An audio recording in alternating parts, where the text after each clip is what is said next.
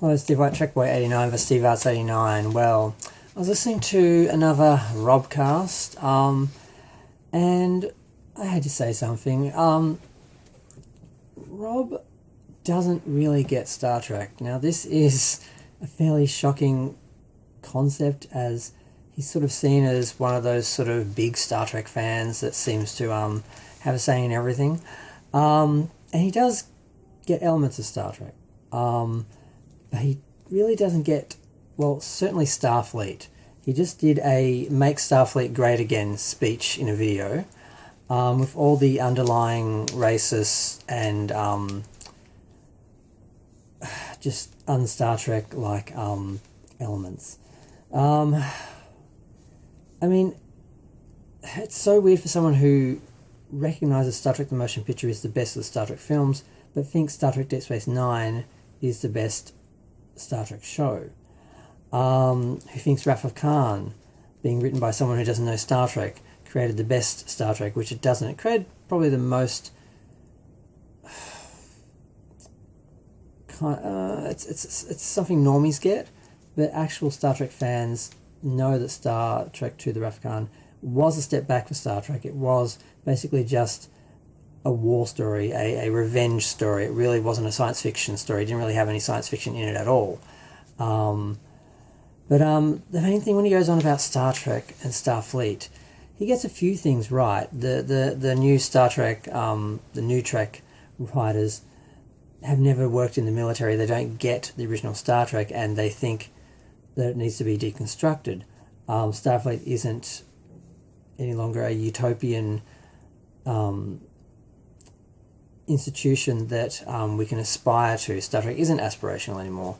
It is sort of trying to be comforting, to be comfort, not forcing people to grow or, well, not grow, but that elite element. And he kind of gets it, but then he gets red-pilled to a degree, and suddenly it's all about white supremacy, and it's about white privilege, and it's about make Starfleet great again. It's like the idea that when Starfleet was run by a straight white military mentality, then it was great, and we have to get back to that.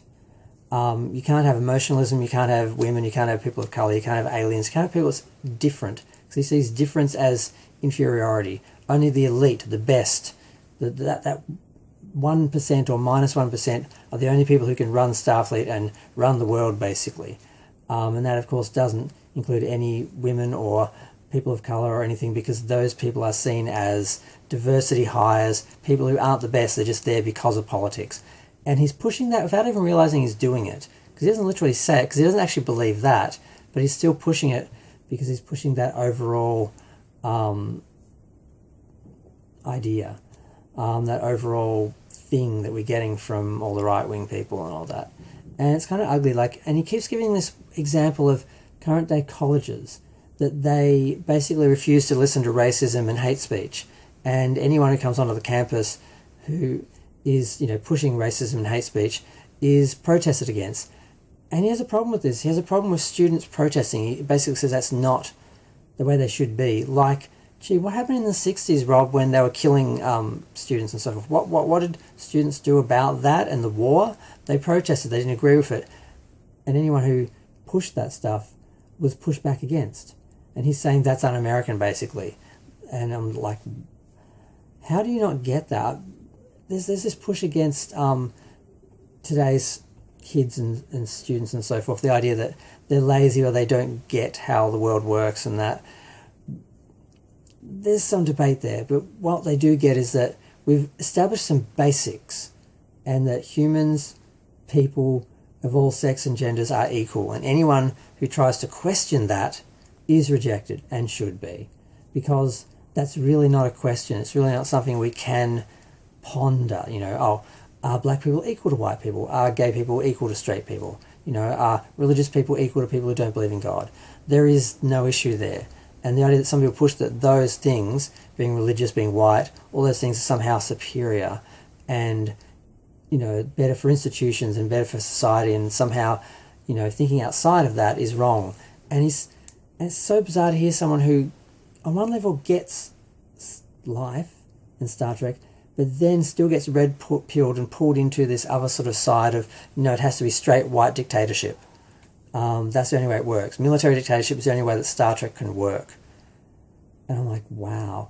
Like he gives the example of the worst captain ever in Star Trek, Captain Sisko, the war criminal, the one who, he gives this speech about how Star Trek and Starfleet, it's all about your adherence to the truth, not my truth.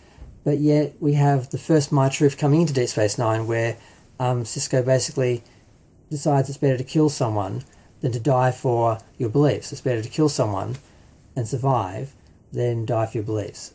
Starfleet should have been dying for its beliefs instead of killing other people and justifying it. That's when Star Trek. That's when the moral decay began. And the fact that he's pointing out the later moral decay of deconstructing everything because you can't trust any institutions or trust anything, but he's missing when it began, which was in Deep Space Nine. So it was just baffling, and like I said, I hate that example of the students who, they should be somehow that he's pushing this something to learn from racism and bigotry and prejudice. When people come on and speak about that, students should listen, and this idea that you should listen to your enemy and question yourself. With small details in politics, I guess so, but with the basic fundamentals of life and society, that we're all equal. And he sees that as weakness, like, everyone all has to recognise himself and be supported, and we just have to make everything for everyone, and then it makes it nothing special for anyone. It's like, you almost get it, but you miss it because somewhere down there's some racism and bigotry that you don't really want to acknowledge because you've grown up primarily not being that guy, and you still want to believe you are that guy, but you haven't grown with society. You've stopped at some point, and now you're J.K. Rowling it, where she's currently denying Nazi hate crimes, and she stopped short of denying the anti-Semitism and what happened to the Jewish people, but she's denying what happened to the gay people and everyone else. So, and she doesn't want to acknowledge the truth because she's going to see where she's, stopped progressing as a person, and now she's supporting the aggressive people and so forth. He's kind of done the same thing with Star Trek without realising that he's done that.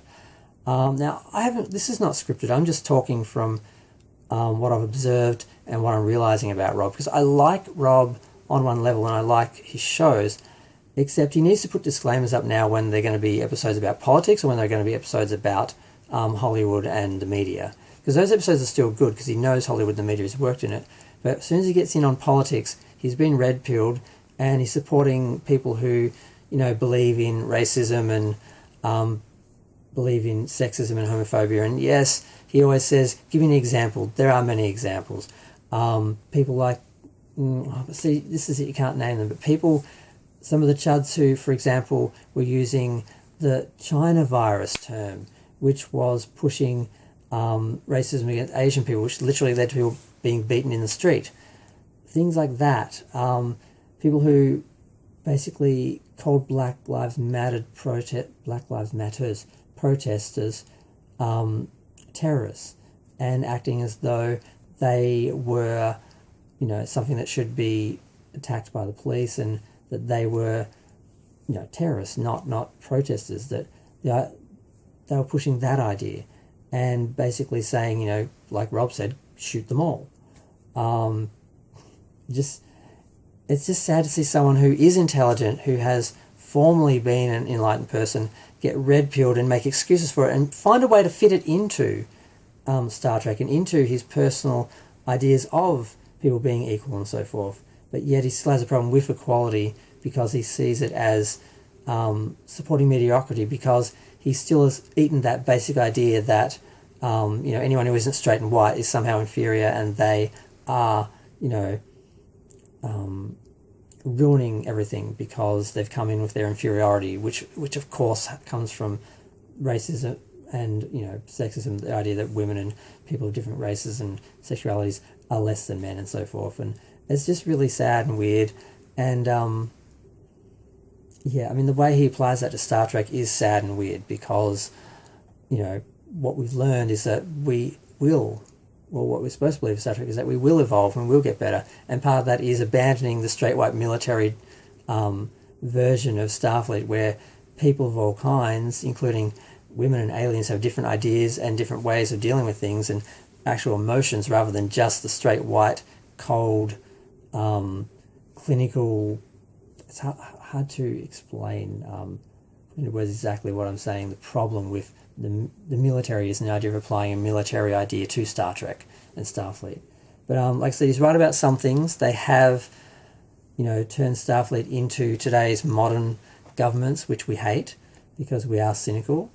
And the beautiful thing about Star Trek was it was optimistic, and you could look at the future and go, that's what this that I hate now should be and will be. And I can build to that and look to that in the future.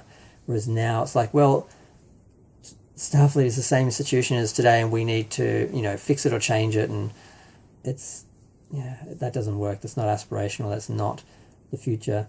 The idea is we're supposed to see those problems in other cultures and use ourselves as an example because we have fixed all those problems. Now we have all those problems again, and it's just like modern day. So he's right about a couple of things. He's wrong about a bunch of things. And he's been unknowingly red-pilled, and he's constantly supporting the chuds and the right-wing people. And he's eaten all their excuses and all their gaslighting for why all this, is good. To go backwards, to regress, to not value equality. And, he brought up the whole issue of the truth versus people's truths. Well, people's truths all come from their experience and their emotions. It's not actually questioning the truth. There is still a truth, and yes, Starfleet does have a truth, and that is important to maintain that. But he doesn't get that. He doesn't get how that actually works. So it's just fascinating to see someone who was really progressive get red-pilled at one point and then stop and start making excuses for going backwards. This was literally a "Make Starfleet Great Again" speech. You do that by removing all the men keeping all the straight white men and the old style military, and getting rid of emotionalism, things that are seen as feminine or weak, and alien or different. And that's so missing the point, and how he doesn't get this is fascinating to watch in real time. But I'm going to go. Like I said, this wasn't scripted, went a bit long. I probably could have done a shorter, clearer video, but I don't script. I just talk, and these are my vlogs. And I just was listening to it, and it's like I miss being able to listen to Rob without politics and right-wing politics creeping in.